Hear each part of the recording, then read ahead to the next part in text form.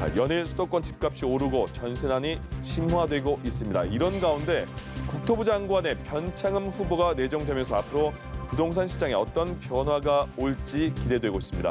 자, 변창흠표 주택정책 어떤 게 나올지 전망해 보겠습니다. 그리고 13번째 월급으로 불리는 연말정산 시즌이 이제 본격화됐습니다. 올해는 예년과 다른 부분들이 많아서 관심을 조금만 기울여도 공제 혜택을 더 많이 받을 수 있다고 합니다. 이 내용도 바로 살펴보겠습니다. 지금까지 경제 읽기 브리핑이었습니다.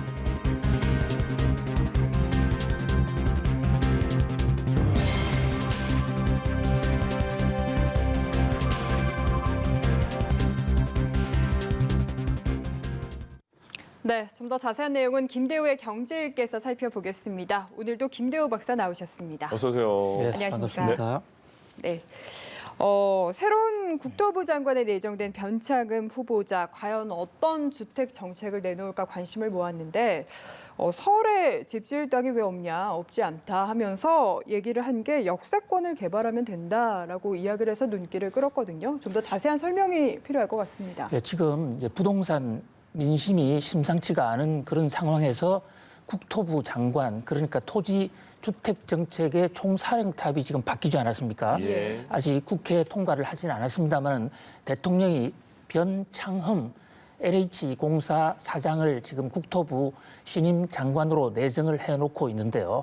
이 변창흠 장관은 그동안의 역대 국토부 장관과는 좀 다른 상당히 독특한 자기만의 지금 철학을 갖고 있고 그 철학에 대해서 문재인 대통령이 한번 마음껏 발휘해보라. 이렇게 지금 적극 밀어주고 있어요. 예. 그런 면에서 변창흠 장관이 오면 우리나라의 부동산 정책이 획기적으로 바뀌어질 수도 있지 않느냐 이런 기대가 나오는데요.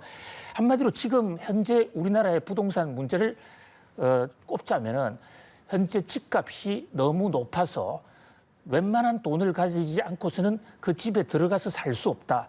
집을 살 수도 없고 전세를 구할 수도 없다. 이게 가장 핵심 문제 아니겠습니까? 예. 네. 이거를 변창흠 국토부 장관 내정자가 획기적으로 한번 혁파해보겠다. 문제를 근본적으로 해결해보겠다. 그렇게 지금 카드를 뽑고 있습니다. 예. 그렇게 할 수 있는 방안은 한마디로 싼 주택을 대량으로 건축하겠다. 그중에서도 지금 우선 여러 가지 방안이 있는데 세 가지가 가장 주목되는데 네. 역세권의 고밀도 개발을 하겠다. 환매 조건부 하겠다. 예. 또 공공자가주택을 하겠다. 이런 지금 세 가지 방안을 내놓고 있습니다. 예. 부동산에 대해서는 그러면 그 변창흠 후보자는 어떤 기조인 것 같아요?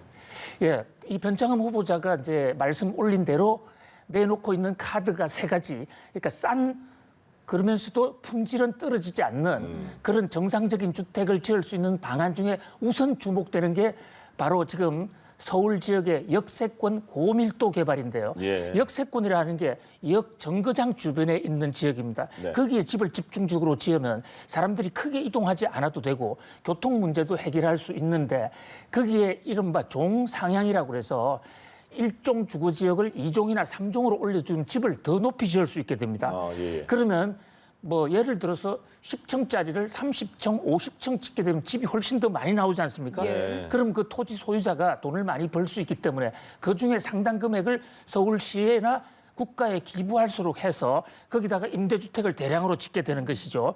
그렇게 되면 당장에 지금 당면한 이 서울의 전세난 주택난을 해결할 수가 있고 또 그렇게 되면 현재 지금 집값이 올라가고 있는 많은 핵심적인 이유가 앞으로 집이 부족할 것이 아닌가라는 이런 불안감 때문인데 예. 역세권의 고밀도로 높이 짓게 되면 그 이 주거 불안감이 해소될지 않을까 이게 이제 첫 번째 아닙니다. 네. 그리고 또 이야기하신 게 공공자가주택인데 예. 이게 좀 생소한 개념일 것 같거든요. 역시 설명이 필요할 것 같습니다. 예, 공공자가주택이라는 게 좀 말이 좀 이상하죠. 예. 공공인데 예. 자가주택이다. 그렇죠. 예를 들어 소리 없는 아우성 예. 뭐 이런 거하고 네. 비슷한 얘기예요. 오랜만인데요? 네. 예, 뜨거운 얼음. 네. 그래서 서로 간에 좀 이 반어법을 쓴 얘기인데요. 그만큼 중요한 비중을 두고 있는 것입니다. 그러니까 현재 이 보통 주택은 집은 부동산 두 가지 종류로 구성이 되어 있어요. 하나는 땅, 하나는 그 위에 있는 건물입니다. 건물이죠.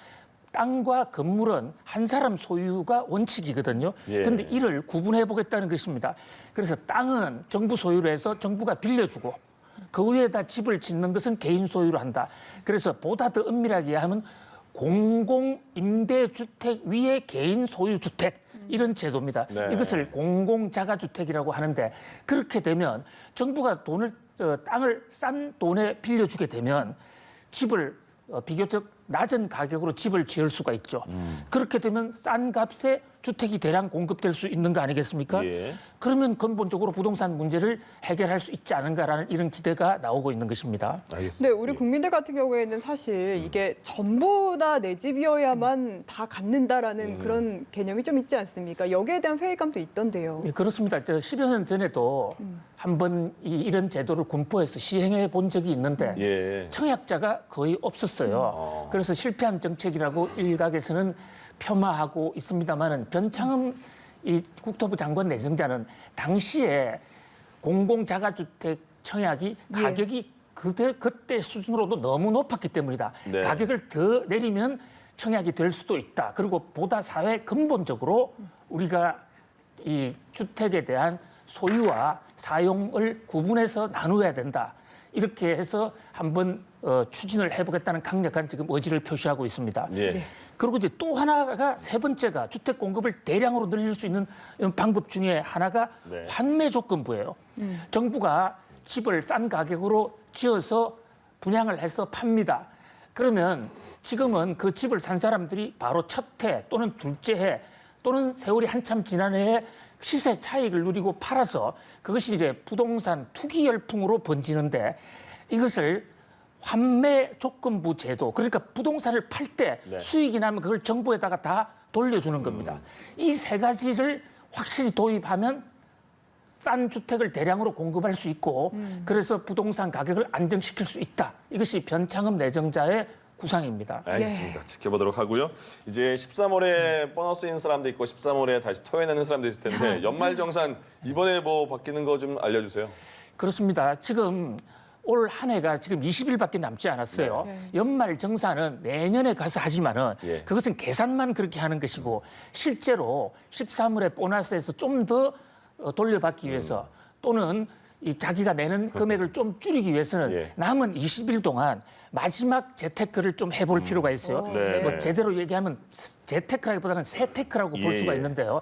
직장인들의 경우에 가장 어렵고 또 복잡한 것이 신용카드 공제입니다. 네. 신용카드를 사용을 하면 거래의 안정성이라든지 투명화를 위해서 정부가 세금을 깎아주고 있는데 올해는 특히 지금 그래픽에 나오고 있는 대로 예. 바로 그 코로나 때문에 얼어붙은 경기를 부양하기 위해서 신용카드 쓴 사람들에게 그 공제 비율이 무려 80%까지 종래에 최고 40%인 두 배로 지금 올라 있어요. 예. 그리고 이 혜택을 받을 필요가 있는데 이 경우에 가장 중요한 것은 신용카드로 사용한 금액이 자기 소득의 25%가 넘어야 된다는 거. 네. 그거를 잊어버리는 사람이 많이 있어요. 그다음에 그걸 넘었으면 하면 신용카드보다도 공제 혜택이 더 좋은 것은 체크카드나 예. 또는 전통시장입니다. 그래서 일단 25%는 카드로 쓰고 그 넘어 쓰는 것은 다른 카드로 활용하는 이 대책이 가장 중요하다. 예. 이렇게 보고요. 또 하나 바뀐 것은 올해 연금저축입니다. 예. 직장 생활인들의 경우에는 이게 50세 이상의 경우에는 900만 원까지 올라갔고 이제 일반 사람들도 700만 원까지 예금을 할 수가 있는데 이 예금을 하면 세금의 약 16%를 돌려줍니다. 네. 그 밖에도 각종 이 세금 제도가 조금씩 바뀌었는데요. 이것은 국세청 사이트에 들어가면 우선 자기가 그동안 얼마 썼다는 게 지금 나와요. 9월 달까지. 예. 그러면 거기 시뮬레이션을 해보면 앞으로 20일 동안 어떻게 자기가 쓰는 것이 가장 경제적인지 답이 자동으로 알고리즘에 의해서 계산이 돼 나옵니다. 아우, 좀 어려울 것 같은데. 그렇게 어렵지 않습니다. 예. 이 세금 국세청에 이 미리 보기 사이트를 들어가면요. 예.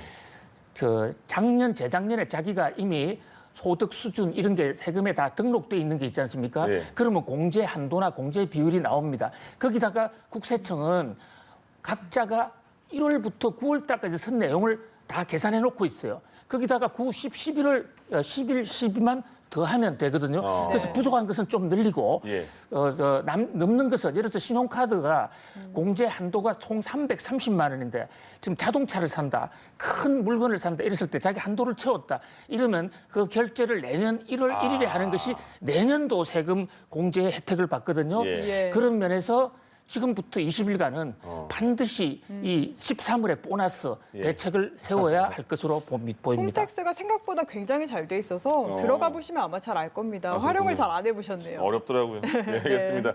알아야지 돈도 절약할 수 있습니다. 지금까지 김대호의 경제 읽기 김대호 박사와 함께했습니다. 고맙습니다. 감사합니다.